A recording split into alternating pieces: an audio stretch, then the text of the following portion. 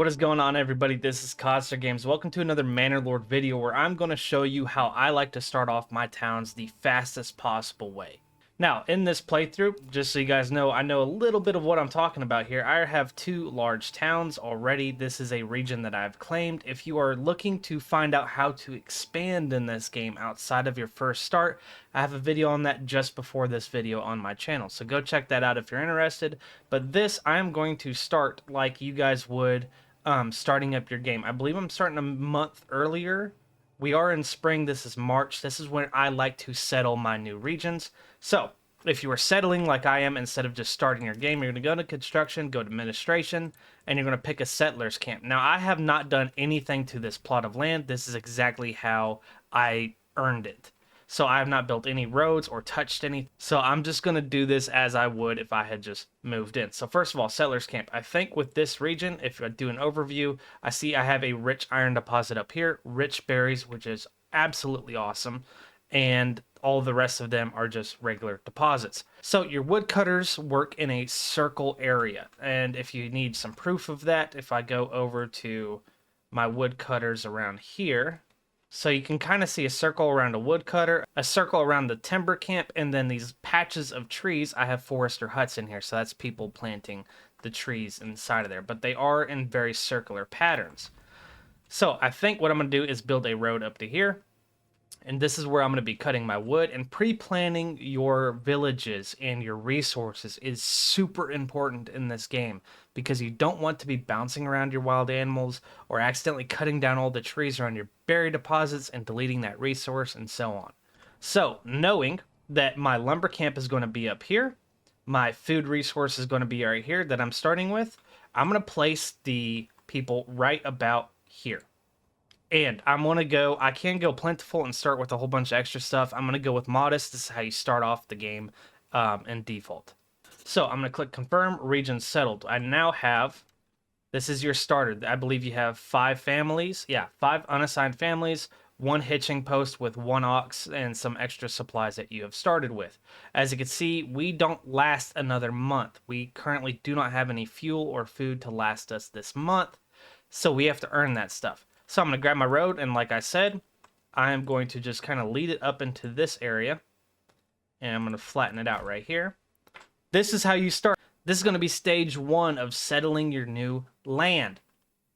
Now, number 1, after I have decided where I'm going to log and cut my wood and where I'm going to collect my original food source, I'm going to go ahead and upgrade this to a workers' camp.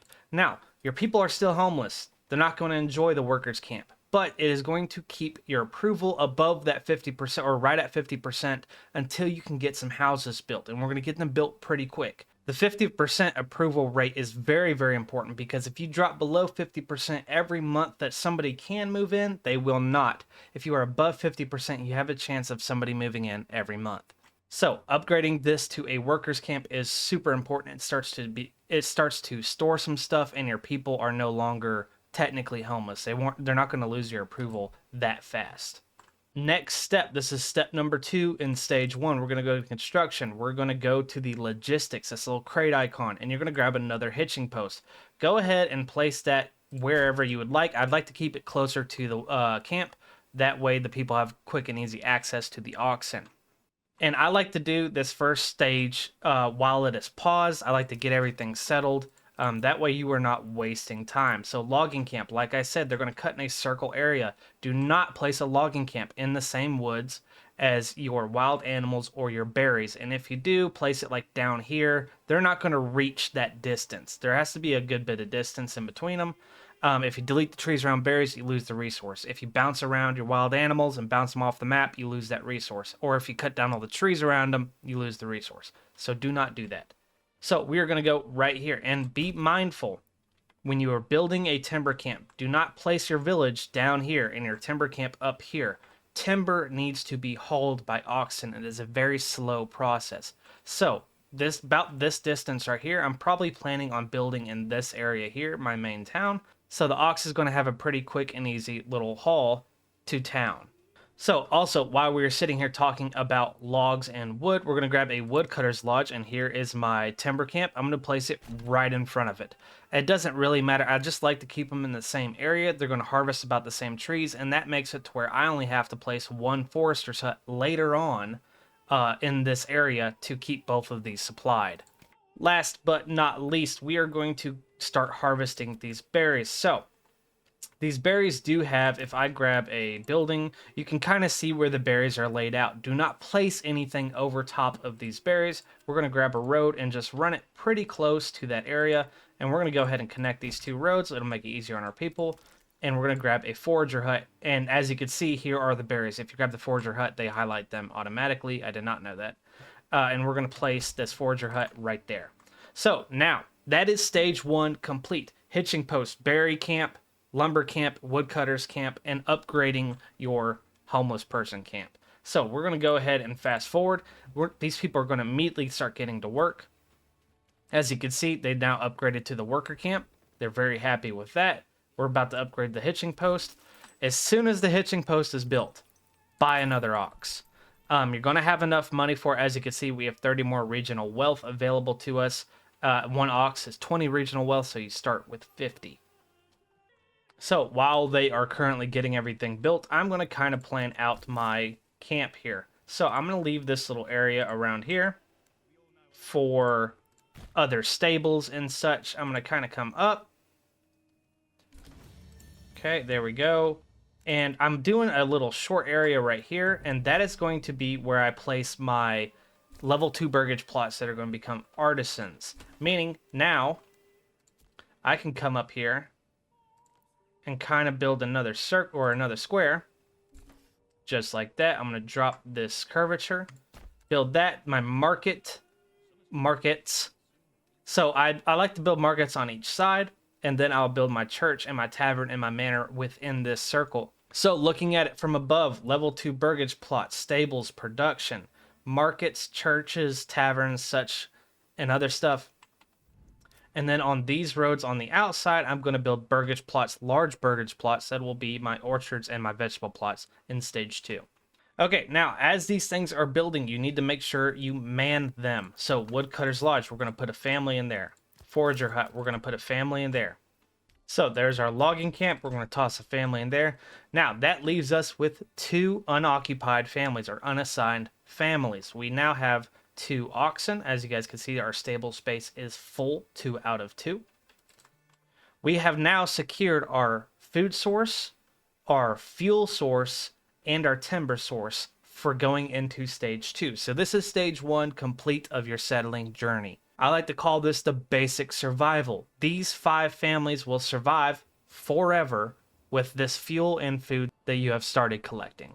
So going into stage 2, this is where we start to create the village. I'm going to create a market. I'm going to create some burgage plots. We're going to go into the storehouse and granary and so on. So to start with, let's go to the market because I have a woodcutter's lodge and a forager hut that are currently asking me to build market stalls. So to do that, we're going to go right over here into residential and we're going to grab us a marketplace. Now, like I said, I like to do 2 of them. They can be thin and on the outsides here. You usually want about 20. 27 is going to be just fine. And we're going to build that there. And then I'm going to come over here and build a second one just on the other side of this. We could do 39. So the way these work, these 26 stalls are going to fill up first because I placed this one down first. And then these 39 are going to fill up after this one is full. So next, we're going to grab a well. Your people are going to need access to water. So we keep our original plan in mind. Large plots, level 2 plots. And I'm going to just go ahead and place this well right there. All right, so we have now collected enough timber, 6 timber to do my next plan. And that is to go right across from these markets, build a pretty large area here.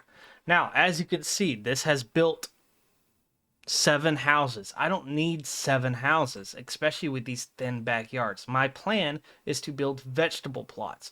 The way that I personally like to build vegetable plots, and at the start of the game, is to build 3 plots. As you can see, I just hit this minus sign to reduce the plot divisions.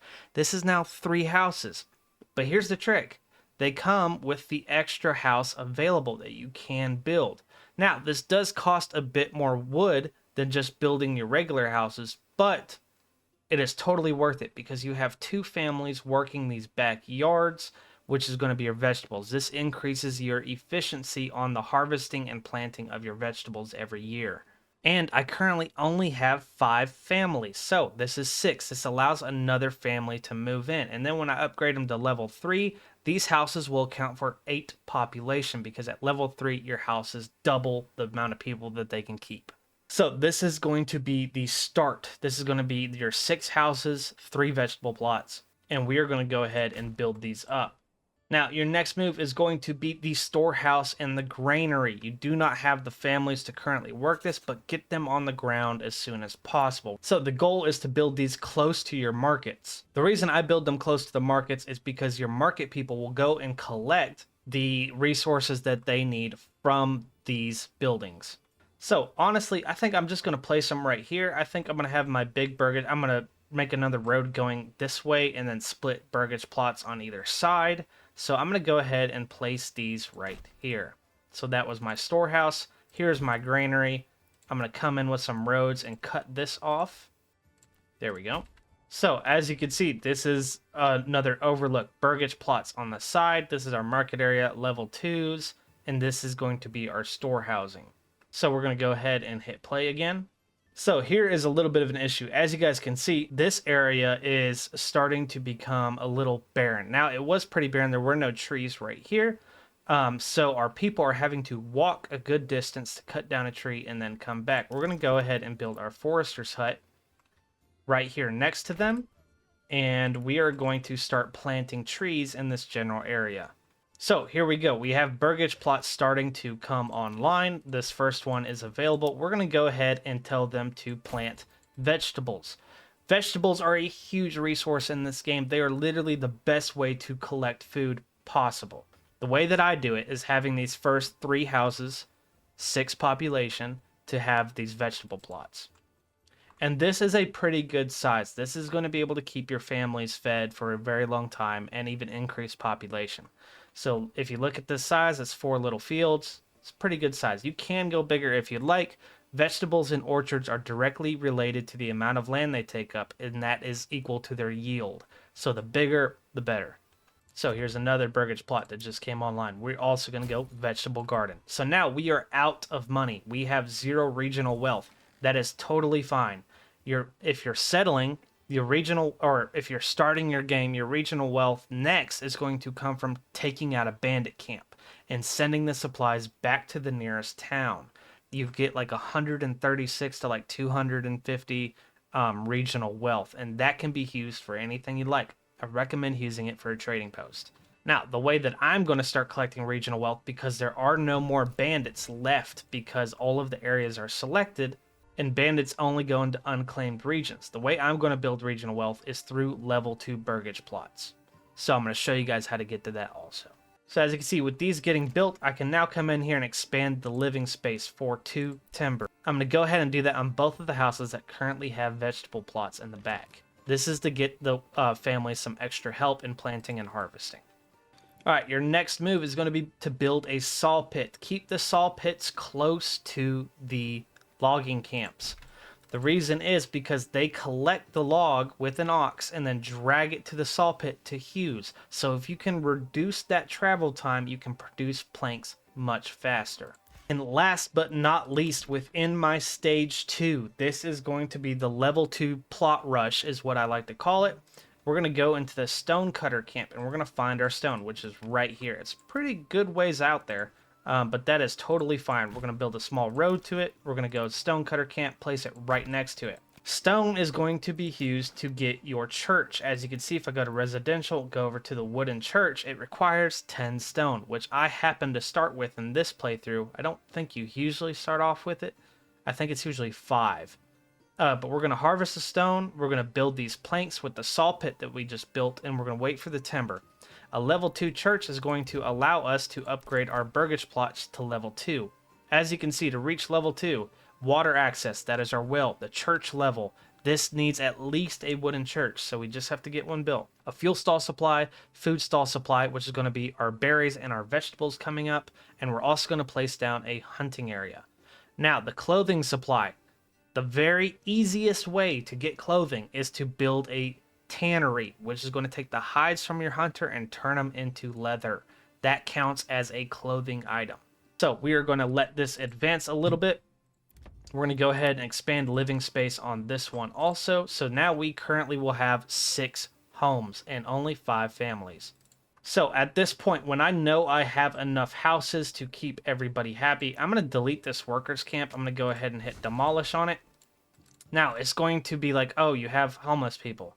Not if you come in here and you have enough living spaces for your current families. You're going to be fine. My saw pit has just finished construction. I'm going to click on it. We're going to add somebody to this working area. In the construction reserve, this is super important. This is telling your saw pit, hey, do not touch the timber until I am above 20 timber, or whatever number you want it set to, 15 timber. That means at 16, the saw pit's allowed to use 1 timber. At 20, it's allowed to use 5 timber until you hit this number again. I like to keep it around 16 to 20, at least to start with. All right, so we had to wait for some resources to show up. We're going to go ahead and place our level 2 burgage plots here. As you can see, I need 10 timber. That's what we were kind of waiting on.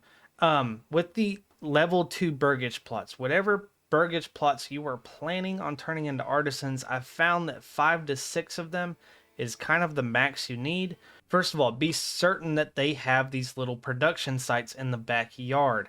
This means that they can become a artisan, or you can build a backyard thing like the vegetable gardens or chicken coops. These people are going to be artisans for me. So I know that they can be upgraded to artisans due to this. Make sure that they don't have the second house. They can be, so the second population that moves into this plot will be taken out of the workforce. Meaning, even if I have 2 people and I know that one of them is a blacksmith, the other place just does nothing. What they do is they transport materials back and forth to here. But the blacksmith already has 2 family members that can do that for him. So there's not much of a point to it. If you want to build it just for the extra population, feel free. I prefer to just leave 1 house on these. I don't want to take up any more space than I need to, and I'd rather it be super efficient, all my people working at different places. So, like I said, 5 to 6 burgage plots for your artisans are going to be just fine. It just depends on what tech trees you take. We're going to go ahead and build 5 of them here. Next, we're going to go ahead and build our hunting camp. Now, the hunting camp doesn't have any requirements for construction, so you can really build this whenever you'd like. As you can see, there is a circle, a red circle around your wild game. Do not build within this circle. I wouldn't even build like very close to it. As you can see, there's a good bit of distance between the circle and now my camp that I'm going to place right here. Next, within this stage 2, we are going to go ahead and build our wooden church. We're going to place it right here within the area with the markets. This is going to be a central area where everybody gets their amenities. That is going to, or your market supply, your water access, church level. The water doesn't matter where it's at, as long as it's within the region, they can get it. Same thing with the church, but I like to have the church nearby because people get buried there and so on. A lot of people will go visit the church. So cutting down that travel time and having it all in a major area is very important. So as you guys can see here, our level 2 or our level 1 burgage plots that will eventually be artisans are building up. Wallbrand, this region just got an upgrade. So your first upgrade is going to come with your first 5 houses. So once you have 5 houses, you can go into the tech tree.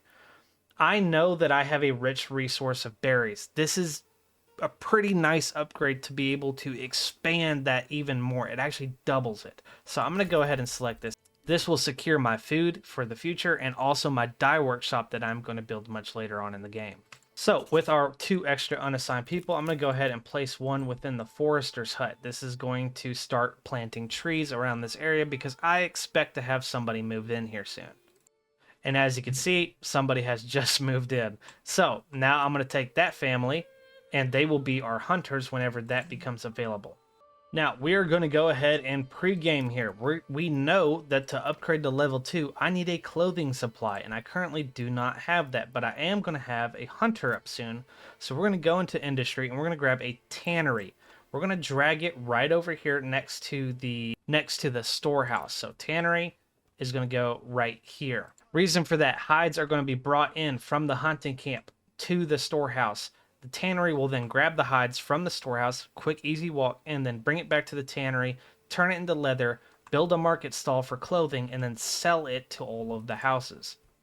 Now, I'm going to go ahead and upgrade my hitching posts at this time to small stables. This is important. I would upgrade all your hitching posts to stables once you have started to create planks. These are very important. They double the capacity of the animals that you can have. And we're going to go ahead and place a family. You can either choose in the granary or in the storehouse, just depending on what all you are needing. As you can see, meat and berries are about to become very abundant within my playthrough, and then firewood is slowly building up. I don't have enough people to currently burn through that rate. I have fuel for 10 months, food for 6. The food is going to kick up, so I'm going to place my family right here in the granary.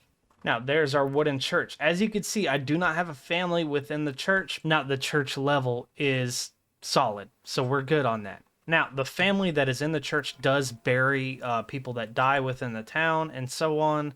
I don't know what else they do, but I do know that they do funerals and bury people.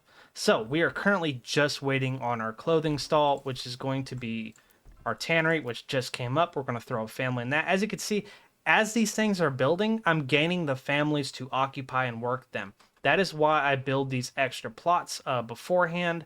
That way, when I need the families, they're already available to me. So now I'm going to drag a couple roads right off this main street here. I'm just going to drag a couple of them just straight up. Drag it over here. And then drag it down to this one. And that creates another square.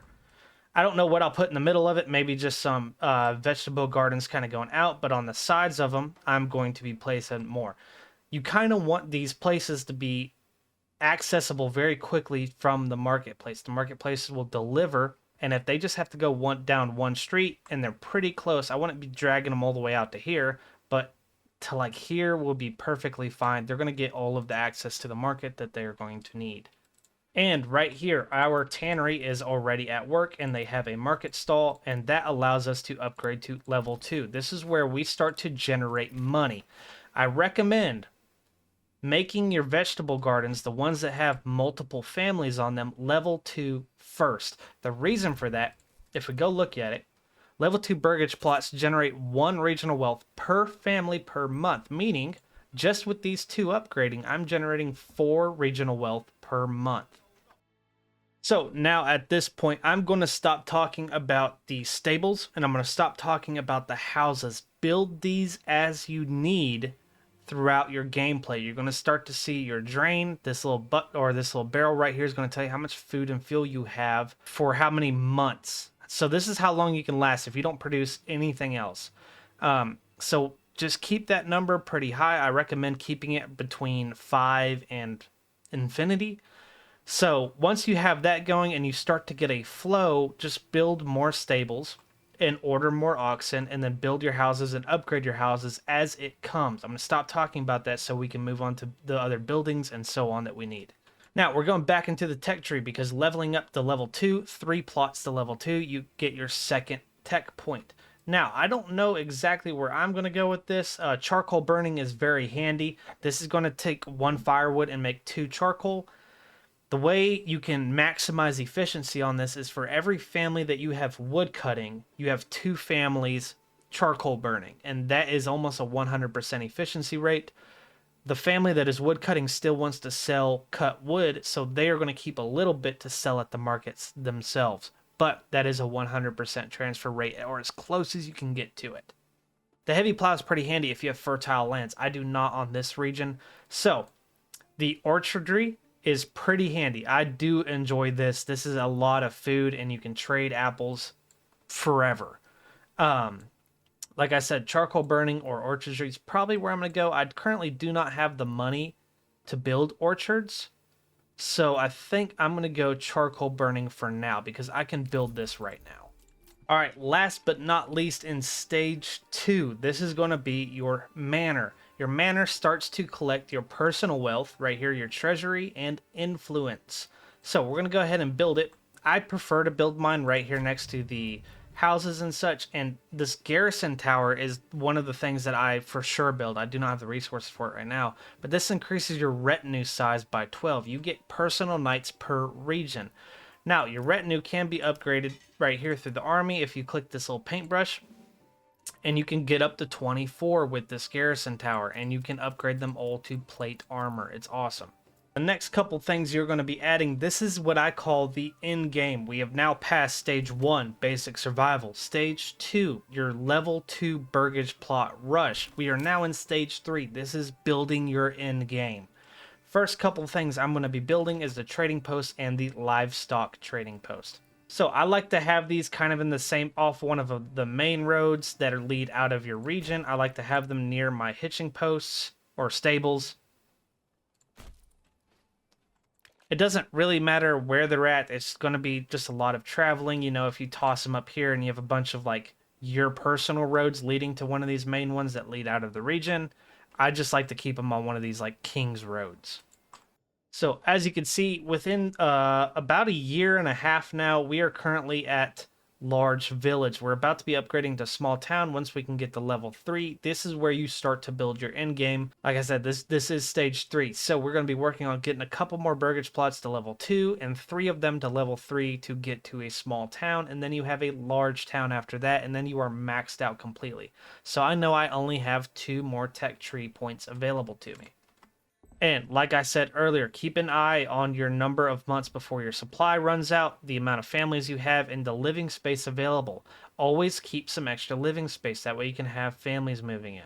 Now, we're going to go ahead and add another woodcutter's lodge, I believe. Let's toss one right up here. Oh, I almost did a saw pit. Toss one right up here. I built another logging camp and forester's hut right here to increase our production. As you can see, our forester's hut is already populating this area with more trees, and now that we have another one, it is just going to go twice as fast. So our level 2 artisan just became available. This is going to be our cobbler. This creates another clothing stall within your town, which at level 3, I believe you do need 2 clothing stalls at level 3 to keep them happy. Oh no, to upgrade to level 3, you need clothing. So this is actually clothes, cloaks, and shoes. This doesn't count as linen, leather, or yarn.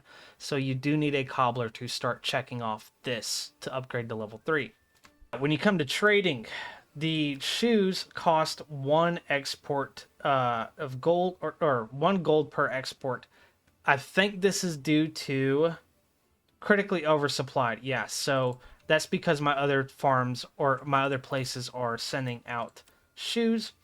Now, if I come over here to leather, as you can see, this is 6 gold. So keep an eye on this kind of stuff. So instead of trading my shoes, I'm going to end up trading the shoes anyways because you're going to come over with an oversupply of them.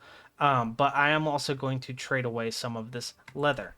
While we are building up the resources to start trading and such, I'm going to go ahead and start building a sheep farm. Sheep farm are super overpowered in this game. Yarn sells for a good bit.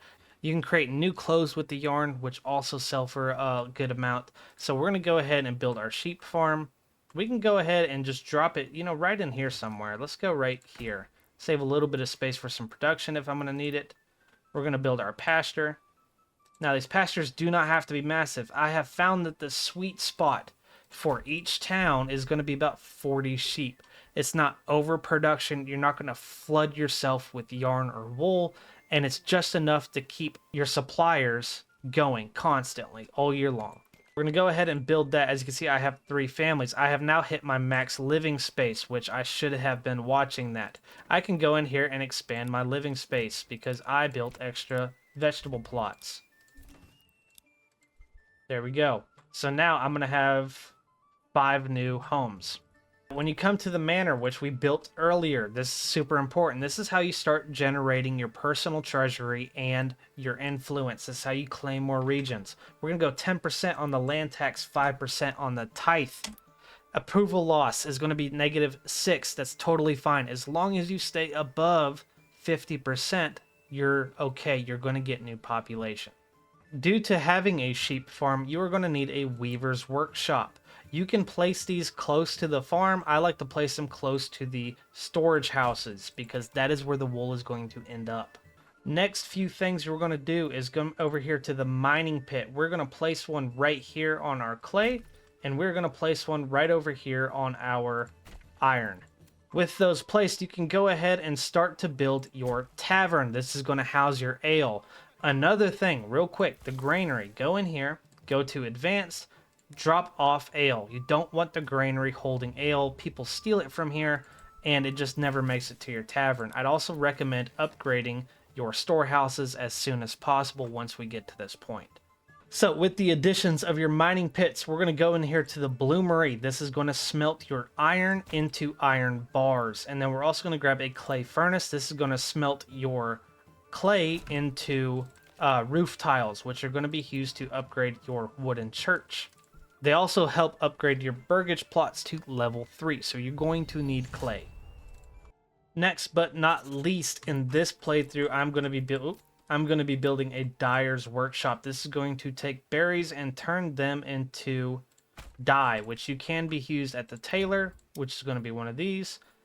We're going to go build the tailor workshop, and that is going to allow us to produce cloaks, clothing, and some type of torso. I forget what it's called. This thing starts with a G.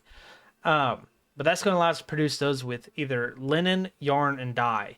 And those are going to be the 3 ingredients used. That allows another trading route, or you can use it to supply the clothing stalls. Now, if you are farming, the only buildings that you are going to add to this is going to be your farmhouse, obviously your fields. If you're doing wheat or rye, this is going to be your emmer or rye. That produces grain, which you produce the flour in the windmill.